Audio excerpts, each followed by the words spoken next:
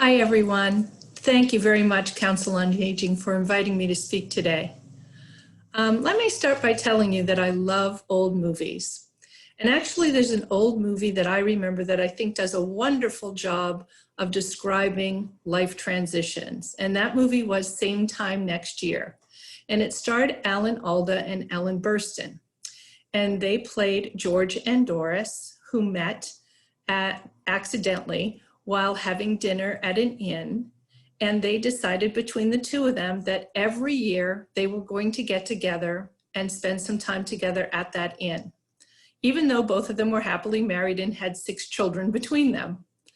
They met every year for 26 years. And I remember watching in anticipation each year to see what had changed in their lives. During the time they spent with each other, they experienced births and deaths and all sorts of life transitions. And I remember each year watching them get older and watching the way that they had changed opinions and the way that they grew personally, the way that they, had children and raised them. And it was a fascinating movie because I thought it really did a great job of dealing with transitions in life. And these two individuals connecting with each other each year and talking about those life transitions.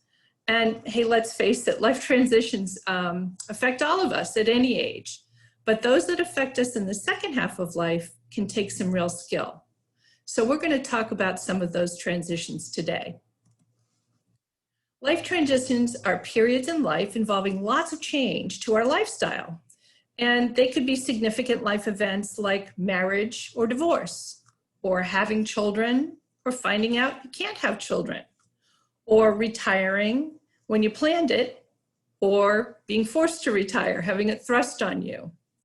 So whether we view these experiences as good or bad, they all have one thing in common, and that's change.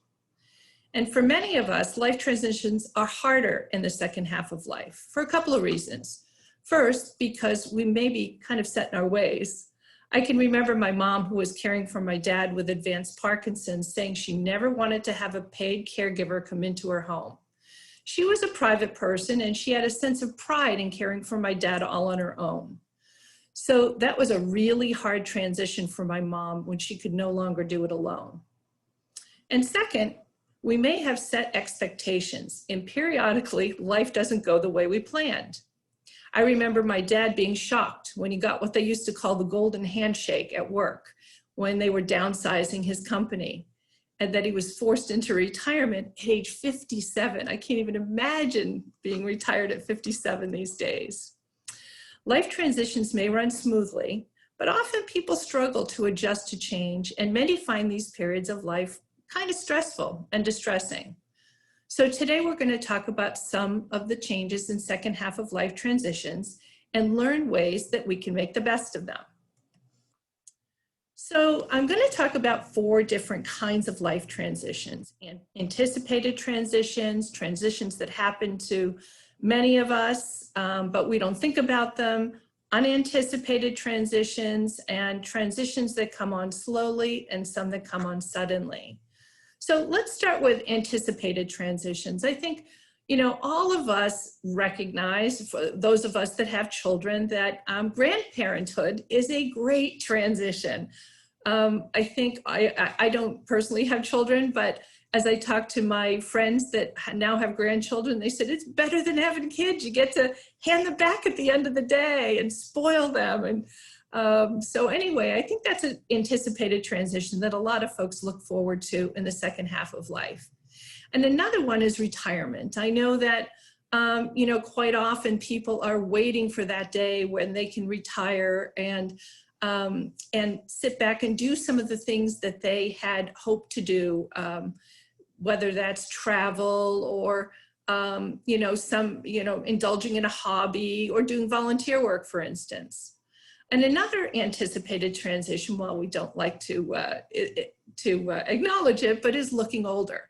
I mean, we do know that as we get older, we may see some wrinkles and our hair may thin and our skin may thin. And, we sort of anticipate that happening.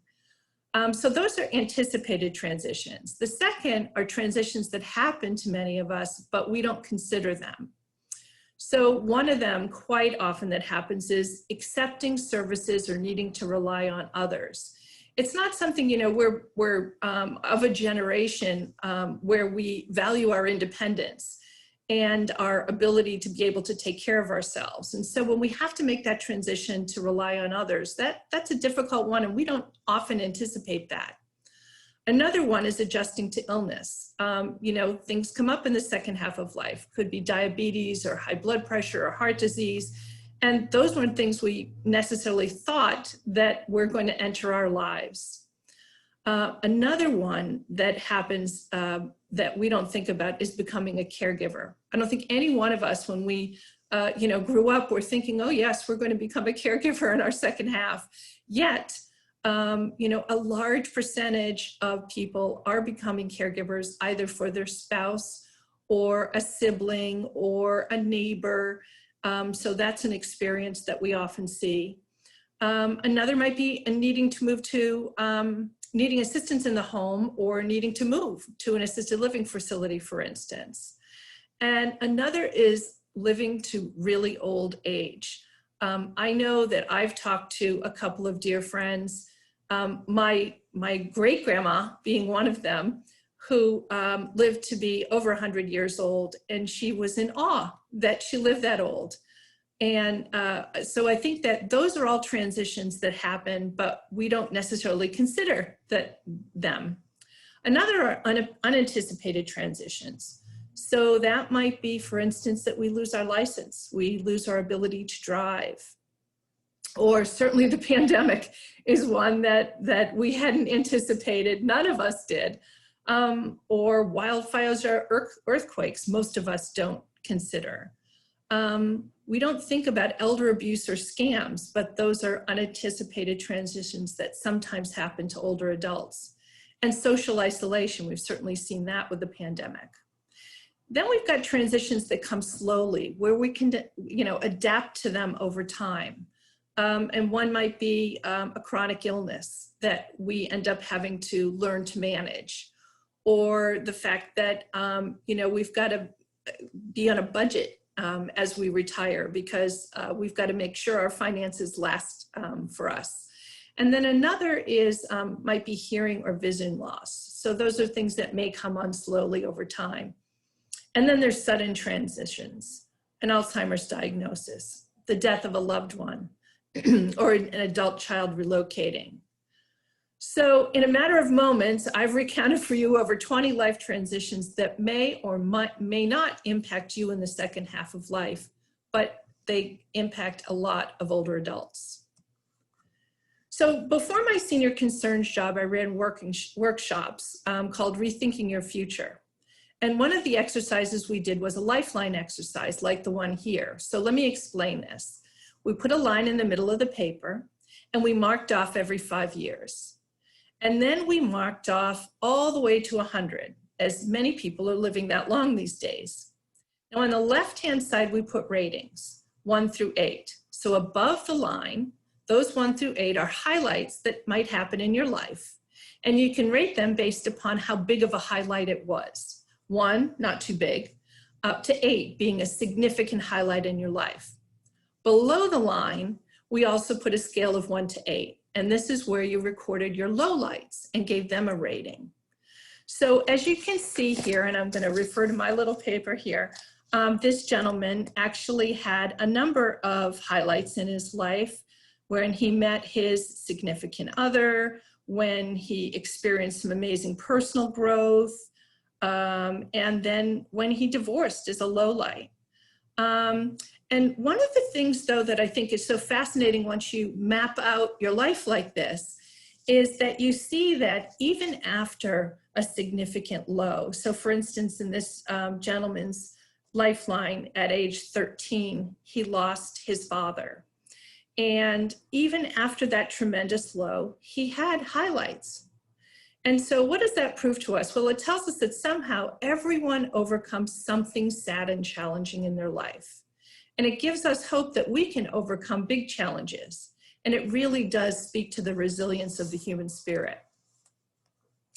So we've talked about the type of life transitions that might impact us in the second half of life, and the fact that all of us in our past have overcome something challenging, but specifically, how do life transitions impact us? Well, for most of us, first of all, we have our feelings, and we need to deal with those. It might be sad or anger or whatever, it might be euphoria if it's a great life transition. But then after we've had some time to think, we begin to re-examine ourselves, and we begin to think differently. And then over time, we begin to act differently.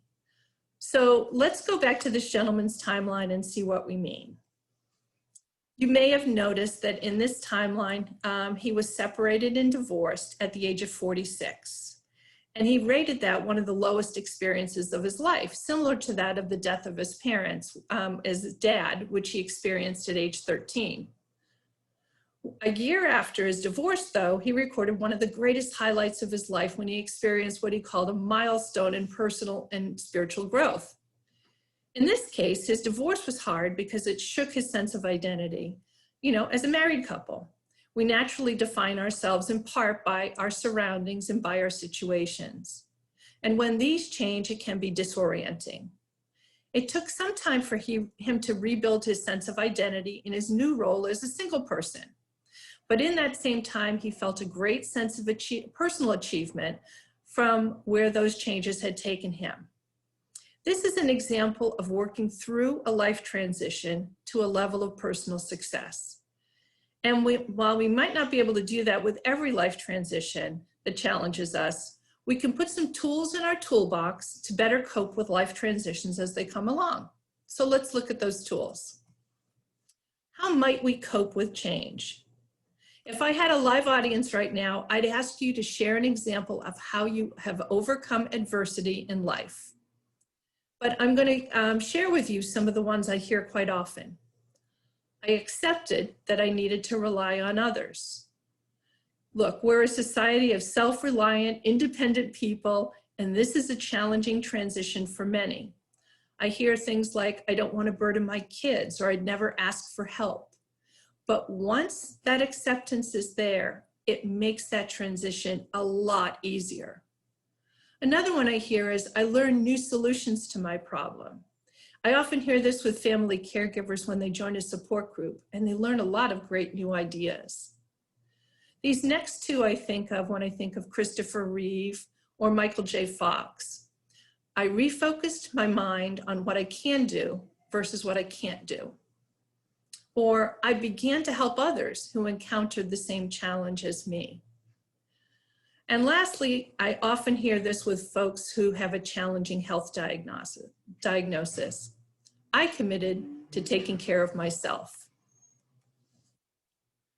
So just as we learned earlier in the Lifeline exercise, not every transition is a negative one, right? Many transitions in life are positive ones, but even still, they may cause us some stress. Adjusting to retirement or moving can all be somewhat stress-inducing, even though it might be a great experience. I have one additional exercise I do with a Lifeline. Oftentimes I'm working with folks in their 50s, 60s, 70s, and I ask them in their Lifeline to take a different color pen. So first of all, they might stop their Lifeline at 70 or 80, and I ask them to take it all the way to 110. And then I ask them to plot the things on their Lifeline that they think are going to happen to them in that time frame. And of course, many people immediately go to the negatives. I have a healthcare crisis, or I can't drive anymore. But there are gifts to longer life too. For instance, enjoying great grandchildren or great-great-grandchildren, deepening our relationship with our spouses and siblings and friends, witnessing the advancement of treatments for your disease.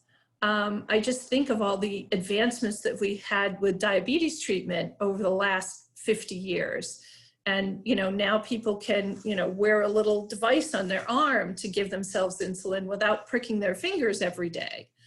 Helping others and giving back and finding purpose are all wonderful transitions that can happen in the second half of life. And then having more chances to improve and enjoy and engage. The outcome of this part of the exercise is to get folks to rethink their future. Rather than life transitions being a surprise, what might we anticipate and what would we do about it? This year will be the 10th anniversary of a book I edited and helped co-write with 33 experts in the field of aging called Live Smart After 50. These experts included life coaches and financial planners and elder law attorneys and retirement specialists, career coaches, psychologists, cognitive fitness experts, all in the field of aging. And in synthesizing their collective wisdom, we came up with 4 ways we discovered to deal with life transitions in a positive way in the second half of life. First, learn to deal with change. I talked earlier about all the change that's occurred over our lifetime. All change, whether it's good or bad, involves loss, uncertainty, and control. So for example, even in retirement, which most of the time is a good thing, it can still cause a feeling of loss as we no longer are a contributing member of the workforce.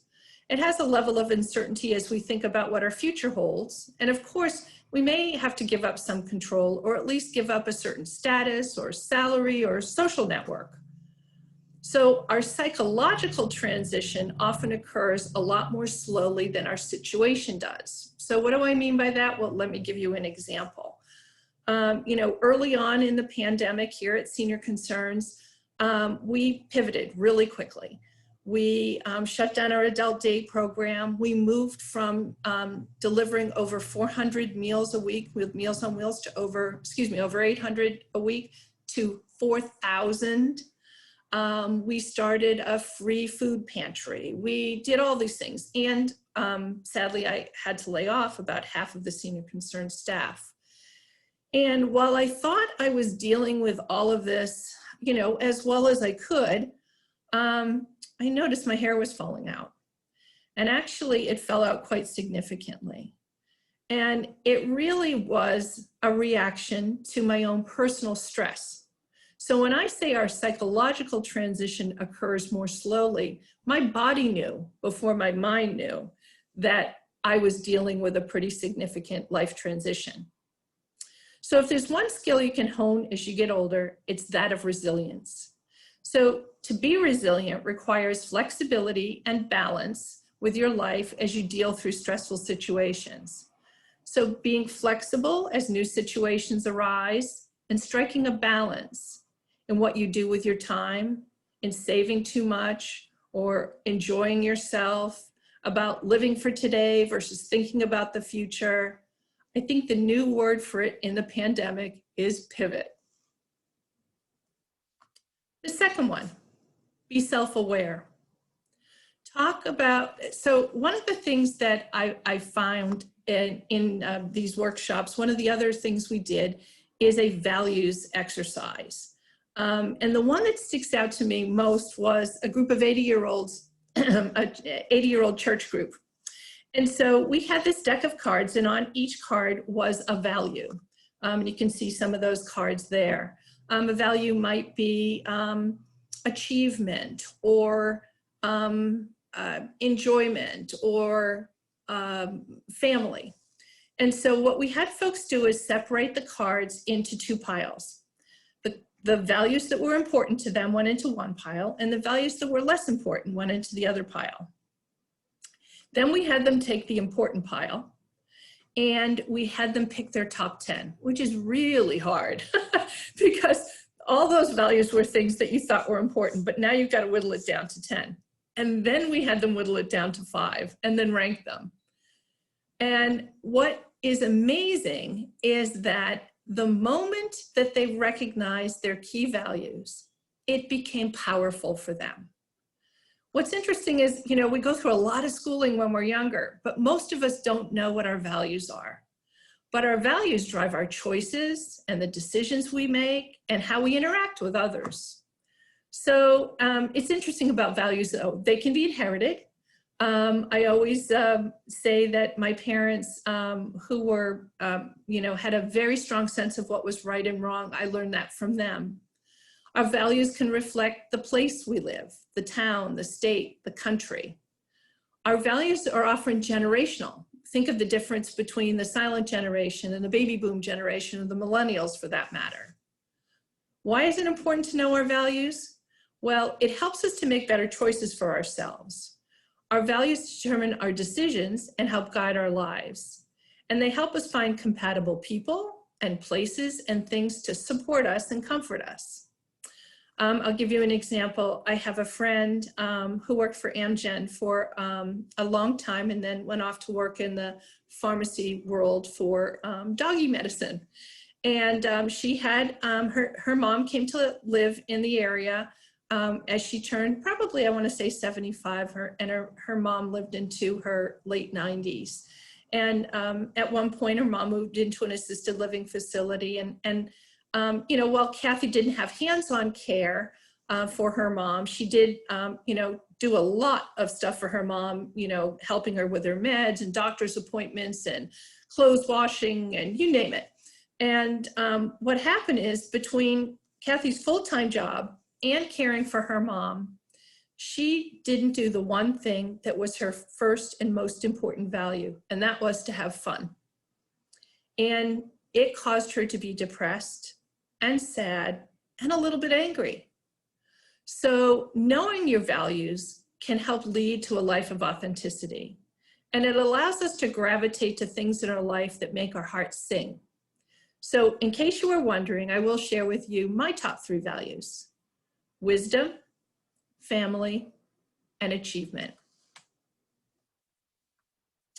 So let me tell you a little story of how I got into the seniors world, and I think it will help explain why I've become a student of life transitions and life planning. So on the left are Fred and Hildy. They were my neighbors. My husband and I moved into a neighborhood where we were at the end of a small cul-de-sac, and Fred and Hildy lived about 3 houses down. And my husband and I had a come meet your neighbors party. So Fred and Hildy came in. Fred was pushing Hildy, who was in a wheelchair, and they were a delightful couple. And not long thereafter, Hildy called and said she was having Fred's, I think it was probably 80th birthday, and would we like to join them? And I said to my husband, well, this be nice. We'll meet the kids and the grandkids. And so the dinner was at North Ranch Country Club, and we showed up, and it was Fred and Hildy, one other 80-year-old couple, and my husband Peter and I. And then we realized when we started talking to them more that they had no children, they had no relatives nearby. And so what began as, you know, helping out, can I pick you up something at the grocery store, over time led to caring for Fred and Hildy through his stroke and her dementia diagnosis. And, you know, it's interesting because Fred was Hildy's caregiver. She had macular degeneration, so she was legally blind, and she had arthritis, so she was in the wheelchair. But he really hadn't thought about the probabilities. What happened when he could no longer care for her? What happened when he was no longer able to drive?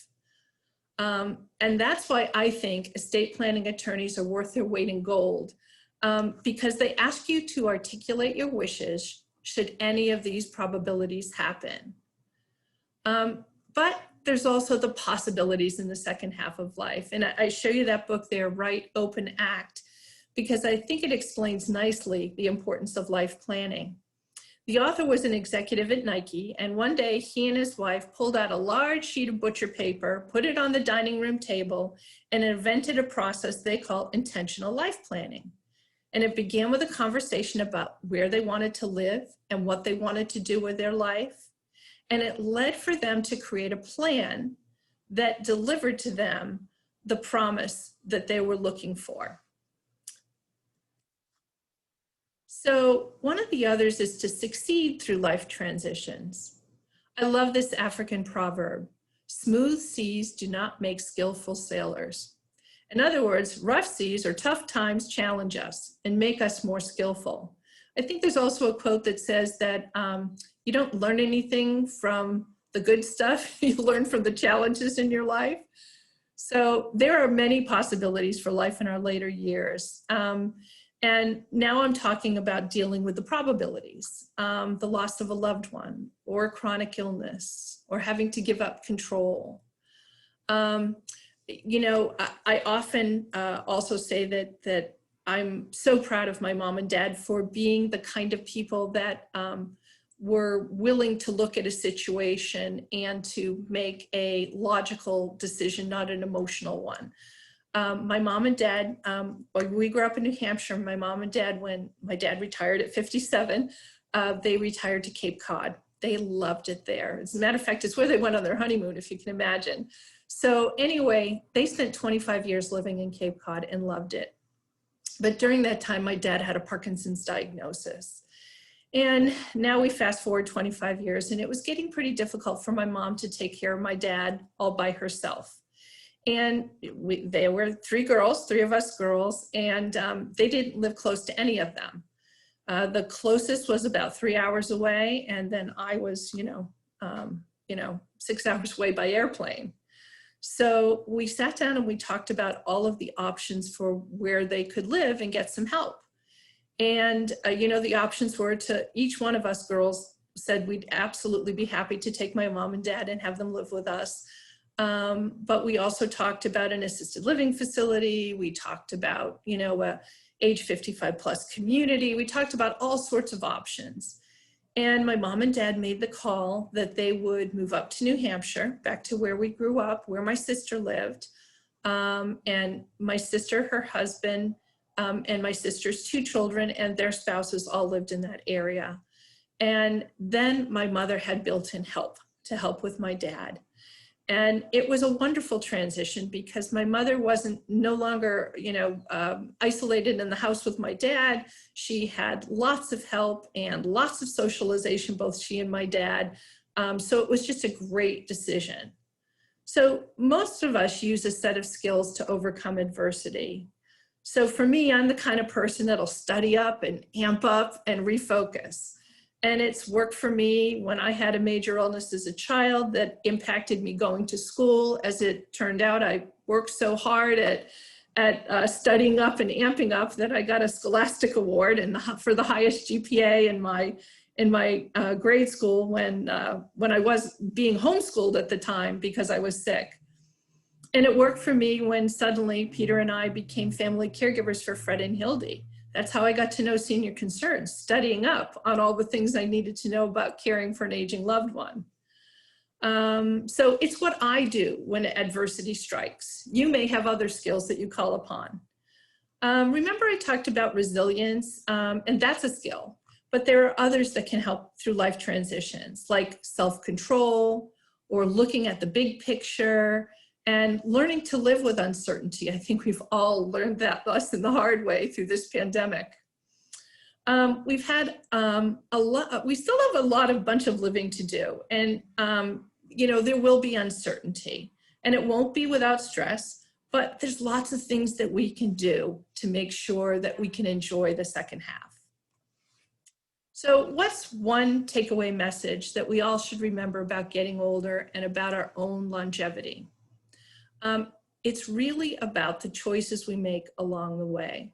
Each and every choice impacts our trajectory. So the people who are best at life transitions are those that build a bridge to the outcome they're looking for. Like Michael J. Fox going from actor to advocate. Or Julia Child, who was a CIA intelligence officer, but she moved to Paris with her husband at the age of 36. She didn't know the language. She was lonely. And it was there that she, faced an environmental and social challenge. And she decided to pick up cooking. And look what happened there. Or Walt Disney, who was fired from his job drawing commercial illustrations for advertising. And it was only after this that he became interested in animation. And some years later, of course, the Walt Disney Empire was born. So perhaps the best message is this: it's okay to talk about life expectancy, and it's even better to plan for it. As they say, to build your bridge to your destination always takes a plan. I want to thank you for your time today. And upon closing, I want to introduce you to my role model for dealing with life transitions, and that's my mom, Barbara. Whether it was her cancer diagnosis or caring for her husband with Parkinson's for 25 years until his death, or having to move from her beloved retirement home in Cape Cod to being near a daughter who could help, or agreeing to the one thing she said she would never have, and that was a paid caregiver in her home. She finds the things that she can do to bring happiness, which are cooking, seeing her great grandbaby. She plans for her future by agreeing to work with an investment advisor and outlining her wishes with her estate planning attorney. She's taught me that even with many challenges in later life, we can still find ways to live our best life. Thanks again to the Thousand Oaks Council on Aging for inviting me to speak today.